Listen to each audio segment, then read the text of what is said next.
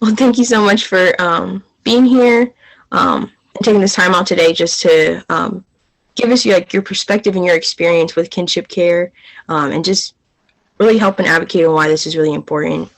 I guess I just wanted to start with you sharing your name and then the organization that you represent and work with. Okay. Yes, good morning. Thank you for having me. I like to have opportunities to talk about kinship care.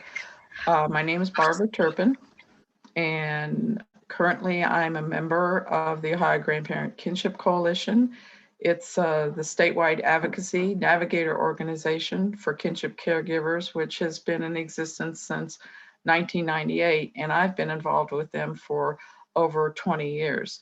Um, Advocacy areas that we work with are work with state and federal legislators to provide kinship supports.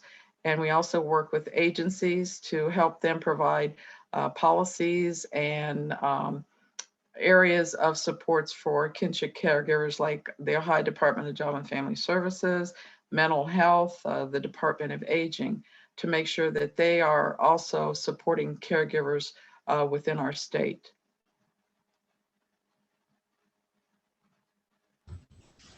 That's great.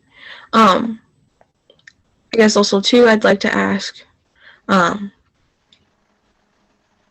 in what ways do you like interact with the careship or the kinship caregivers, like through this job or just even through your personal experience? Okay. Right.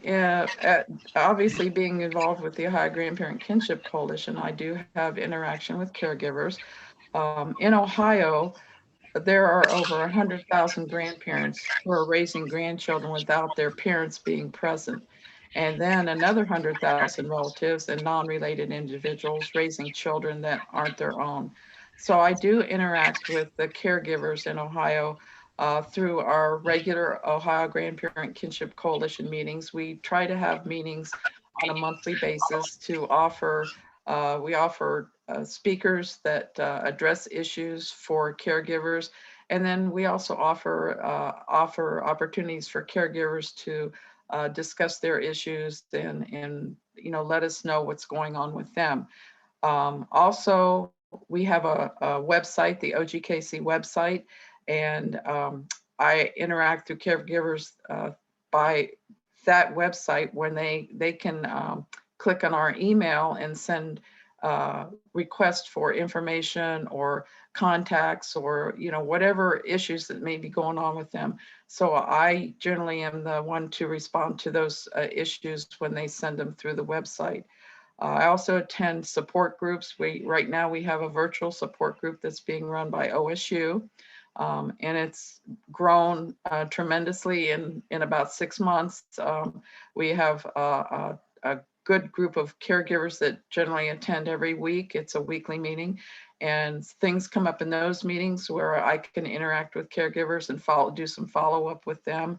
I get referrals from communicating with other agencies that provide support to caregivers. If issues come up, they have our contact information and they will refer caregivers to me also. So um, there's a broad net that we've cast to hopefully help as many caregivers statewide as we can and make sure that they're aware of our organization to provide support and help to them when they need it.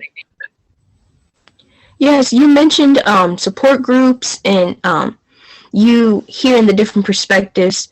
My next question is just really what are some of the challenges that you're hearing from the caregivers? Right. The support groups bring those challenges out. Most of the caregivers on there have been caregivers for a number of years, so they've been dealing with issues for a number of years. Some of them have found ways to actually deal with them and help them. Others are still searching. And so, listening to them, listening to caregivers over the years, generally the issues are about the same. And right now, with the pandemic and the opioid crisis, those issues have really been magnified, and the need for caregivers has been magnified. Families who are going through the opioid crisis are depending heavily on caregivers. Agencies that are dealing with those families are depending heavily on caregivers because the system the foster care system can't handle all of the children that would come into their care if there weren't caregivers. So it is a challenging time. And so it's sort of magnified all of the issues that were already existing for caregivers now with the COVID and with opioids. But um, in most cases, caregivers aren't really prepared to take in children. Sometimes it's a matter of an hour's notice that something's happened in the family. There's a crisis, and Yeah. children's services has come into the picture, or another agency, and they have to start looking for some place for the children to go. And so you've got a caregiver that had no time to prepare, and so they're taking children in and trying to deal with issues of the trauma and what's going on in the family, as well as prepare for long-term situations. So this is really an issue for caregivers when this happens. Their resources are generally minimal, for them, but when they bring in an extra mouth to feed, an extra child to clothe, it really stretches them thin. And so many of them, like you said, are older. They retired, they're on a fixed income, and that income is not going to change just because they have a child now Yeah. in their care. So, and then others are still working, and they have minimum wage jobs. They may be single. So they're bringing an extra person in to feed, clothe, house, and that their income's not going to change. So with kids home 24/7, they've got to figure out how to provide food, and also with the homeschooling. A lot of them haven't been prepared to do the homeschooling stuff. They may not be computer knowledgeable. They may not know how to log on to the systems that the school's using now to do the homeschooling, the virtual learning. And so there's been a real challenge to them to try to make sure they're meeting the needs, the educational needs of the kids, as well as all of the other basic needs of the kids. Um, there's trauma to be dealt with, and it's not just trauma for the kids because of what they've gone through, but it's trauma for the caregiver. They have to realize they've gone through some changes in their life, and that can be very traumatic. Kids coming into the home may already have mental health and behavioral issues because what they've experienced in the home. And so these are things that the caregiver is not trained to deal with, may not even recognize until things get out of control. And so these are things that caregivers are really struggling with: is how do they deal with the trauma and the behavioral issues that sometimes come with the baggage that come with the kids. Um, Respite care is and recreational activities are pretty much non-existent. There's no outside avenues for kids to release, energy. And there's no respite for the caregiver that, they can send the kid maybe to a recreation center for a couple of hours a day to give them a break. It's just been shut down. And so this has added another layer of this traumatic experience to that whole family situation. I know there's a caregiver in the support group that has two of her daughter's children. They have some mental health issues and issues in behavior at school, and she's really having issues working with the school and trying to help the kids in the school system. And the school just doesn't seem to know what to do. So there are things that caregivers have rights, the children have rights in schools to have their issues addressed, and schools sometimes don't want to do that. So they need to know where to go to make sure they get representation for those kids when they're having those issues in school. And we try to help connect them with legal advice and legal help to do that. Affordable housing. I've had caregivers come that have been in senior living centers, and when you're living in those centers or even subsidized housing, they have very restrictive policies. You can only have a number of people living there. They can't be over a certain age, kids especially. So when they get a child in, then they have to look for different housing, and that Mhm. can be an issue. The financial issue of getting another housing um, situation. And so housing can be a very big challenge to caregivers when they have to take in a child. Um, custody issues, legal assistance. Should they take custody? Should they not take custody? What is custody? What will that mean with the parents? All of these legal issues, they don't know where to go. Fortunately, legal aid is available to them. A lot of our legal aid offices now deal with caregiver issues on a pro bono basis where they don't have to pay. So they've recognized that caregivers need this help, but they also recognize that legal help is not always affordable. So they're providing services to caregivers around the custody issues and what options they have for a legal relationship with this child. Um, Caregivers have lost jobs because they've had to stay home with the kids. They didn't have a choice. They, couldn't afford childcare. Childcare is very expensive, and unless they meet certain income guidelines, they don't qualify for childcare, subsidized childcare. So they lose their jobs and then they lose their housing. So it's a ripple effect. One thing leads to another, and it's overwhelming. I mean, it can be very overwhelming to the caregivers as well as the children. Um, and then caregivers being able to take care of themselves, they put that on the back burner. Making sure they're getting their checkups, taking their medicine, getting their medicine prescriptions filled. All of that takes a back seat to the challenges they have every day with making sure the children are getting what they need. So a lot of them end up having medical issues, or their medical issues become worse because they're not taking care of themselves. And that's one of the things we try to stress in the support groups, is you've got to take care of yourself to be able to take care of somebody else. And so with the support group, they've been given tools and had experts speaking to them about self-care, how to deal with trauma, how to deal with the children's trauma. And so the support group has been very instrumental in connecting caregivers with resources. Um, Again, mental health services, a lot of times in some counties, there are no mental health services in the smaller counties to help with the family issues, the trauma issues, the mental health, the behavioral issues. So those are areas that we're really trying to work with state agencies to try to make sure they're providing more mental health services to children and families in some areas. So these in general are pretty much the top areas of concern that caregivers have and they express when they're talking about their situations. Yeah, and I think that ties into the next question of all of these can definitely be, or most of these can definitely be helped by more funding. Um, so I guess just hearing your perspective on, could you describe how more financial support from the state would help these caregivers? Sure, and you're right. That is a key issue. Financially, again, they have not expected to have to incorporate additional people in their homes. And so financially, it's a very stressful situation.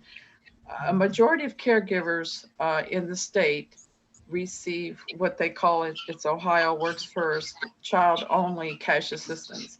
And what that means is it's not based on the caregiver's income. They look at only the child, and unless the child has resources from someplace, maybe Social Security, someplace like that, a parent's Social Security or SSI, they generally qualify for the monthly cash assistance payment. So I would say 99% of families and caregivers, the children qualify for the cash assistance. Now, the cash assistance payment on a monthly basis in 2021, currently, the monthly payment is $306, and that's for one child. For each additional child, it only goes up in increments. So for two children, it goes from $306 a month to $417 a month. So it's not a equitable payment, and it's hard to understand why they feel that the second child doesn't need as much as the first child in terms of the payment amount. So Yeah. that's definitely an issue that we have. We're working with some other advocacy organizations throughout the state to address this inequity in financial assistance. What we would like to see the state do is increase that monthly payment to an amount that's more suited to care for the children, and then make the payment equitable for all children. So whatever Yeah. the payment amount is, that's the payment amount for each child in the family. So Mhm. that's going to be a recommendation that we're going to give um, to the people that are working on the budget to try to see if that can be done in this next budget cycle. Um, the other issue that is being addressed is that in Ohio, there are about 4,000 caregivers who have children that have been placed in their homes by the Children's Services Agency in that county. Mhm. And so when they place that child in that home, these are not licensed foster parents. They're Mhm. approved kinship caregivers. There's a difference. Yeah. There shouldn't be, because there was a lawsuit that was filed and won about 3 years ago that covered Ohio and several other states, that said that caregivers who have children placed by a children's services agency and who have been approved as the placement are to receive the same amount of money that a family, a licensed foster family caregiver gets. Unfortunately, Ohio is not complying with that. There's a lawsuit that has been filed against Ohio and the governor, that because they're out of compliance, that's going through the courts right now. But there is an opportunity for those families, just those 4,000 families in those situations, to get the same amount that a licensed foster caregiver would get for those children. And it could amount to thousands of dollars a month, as opposed to the $300 that they're getting for the cash assistance payment. So that's an issue that we're trying to deal with and address at the state level. Food stamps and childcare, they are different in terms of eligibility than the cash assistance. Both of those programs are based on the caregiver's income. We feel that's unfair. We feel that if a child is eligible for the cash assistance payment on its own merit, then the food stamps and the child care eligibility should be automatically given to that family. Yeah. So we are again promoting this, working with state legislators. We have some meetings set up with some of the legislators to talk about these issues. A lot of times it's just that they don't know. Legislators don't know everything about the system and how the Mhm. systems work. So what it takes is somebody from, from the grassroots area, and take these issues to them and explain to them what's happening and what the barriers are. And then a lot of times, once they understand that, they're more willing to open up these programs. So these are a couple of issues that we want to take and advocate for with the legislators and policy areas. Yeah. And I know that was very informative for me personally. Just hearing such like the inequities. I definitely didn't know that it doesn't increase the same amount per child. It just increased like a reduced amount, and so that definitely was eye opening just to hear. You know, the way Right. that works. You know. Yeah. Um, It leads you to a lot of questions on why. I mean, that's been that way for years. This is not something just happened overnight. yeah. So it's been the policy for years, and it's like, well, we've always done it this way. Well, things can change, and there's reasons for changes. And so I think that's what needs to be looked at is, what are the reasons to change this? Why? And let's see what we can do to change it. Yeah. And my last question just is there anything else you'd like to share with your legislators? Oh, yes, we have a lot to share with legislators always. It's just getting their ear and getting time on their busy schedules. But we have made some appointments to meet with legislators. But yes, in general, I just would like legislators to acknowledge the contribution that caregivers make to the children of the state of Ohio by Mm-hmm. providing them with the supports that could lessen the challenges that they have raising the children in their care, because research has shown that kinship is the best place for children who can't find Yeah. foster care. Foster care is good when it's needed, and when there's no other option for children to be placed, we need foster homes. But the majority of kids need to be placed with relatives or non-relatives who are involved with them, if it's possible. And I can give you an example of, and this a lot of times is what really resonates with legislators, is the bottom line is money and what it's going to cost or what it's going to save. And I can give you an example of how kinship placements save the states millions of dollars of money. For example, in 2019, the number of children in family foster homes were about 8,700 kids were in family foster homes. That relates to a payment of about, on an average, $2,000 a month for each child. And so that translates to $209 million a year for those 8,700 kids in foster care. Mm. The number of kids in a group home or in residential care, and the reason I'm bringing this up is a lot of the kids that are in kinship care probably would qualify to be placed in group home or residential care because of their issues. So the caregivers are dealing with issues that when foster care deals with them, they place them in treatment facilities. But the caregivers have to deal with these issues, whether whether they're trained or not, to deal with the treatment, and most likely they're not. So the number of children in group and residential care in 2019 were about 1,900 kids. Not a lot of kids statewide, but the estimated average cost for that a child in group home care is over $7,000 a month because of all the services they get, the cost of that residential care facility, and that equates to $167 million a year for those 2,000 kids. Now, the cost for care of kids in kinship homes during that same 2019 period, there were 83,000 kids on the OWF Child Only Cash Assistance, which means that all of those kids were probably with kinship caregivers. The average payment for each one of those kids was $210 a month, which translates to $17,500,000 a year. And that's 8% of what it costs to have the children in foster care and 10% of the cost of children in group homes. So there's a big cost savings to children, as well as it's best for their well-being to be in kinship care, but the cost savings is tremendous.